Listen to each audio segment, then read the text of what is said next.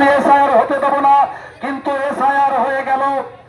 আজকে আপনারা দেখুন বন্ধু, এসআইআর চলছে, কাদের কর্মচারীতে করছে? রাজ্য সরকারের কর্মচারী। 1000 কোটি টাকা খরচ এই এসআইআর করতে।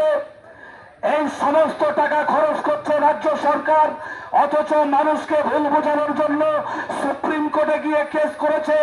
যে কেস, ওটা কোনো কেসই নয়, এসআইআর কিন্তু চলছে। তার আইন মোতাবেক কোনো আইন বন্ধ করতে পারল না এসআইআর। আপনারা জানেন কেরলে বামফ্রন্ট সরকার আছে, তামিলনাড়ুতে সরকার আছে, সেখানে রাজ্য বিধানসভায় পাশ করিয়েছে আমার রাজ্যে এসআইআর হতে দেবে না। এই পশ্চিম বাংলায় কই তৃণমূল পারলো না, মমতা ব্যানার্জি পারলো না তার বিধানসভায় পাশ করাতে, যে আমার রাজ্যে এসআইআর হতে দেবে না।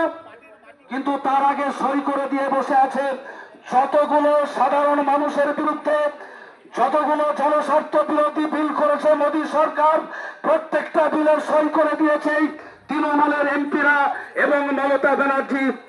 আজকে মানুষকে ভুল বোঝাচ্ছে। দুর্নীতিতে পশ্চিম বাংলা আজকে ডুবে গিয়েছে। শিক্ষা ব্যবস্থাকে কোথায় নিয়ে গিয়ে ফেলেছে আপনারা সকলেই দেখছেন। আজকে যে শিক্ষা ব্যবস্থায় কোটি কোটি টাকা খাটের তলায় থেকে পাওয়া গেল, যাকে গ্রেপ্তার করলো সে আবার জামিন হয়ে গেল। কিসের আইন? কোন আইন নেই পশ্চিম বাংলায়, আইনের শাসন নেই। আজকে যারা চুরি করছে তারা ছাড়া পাচ্ছে। আজকে দেখেন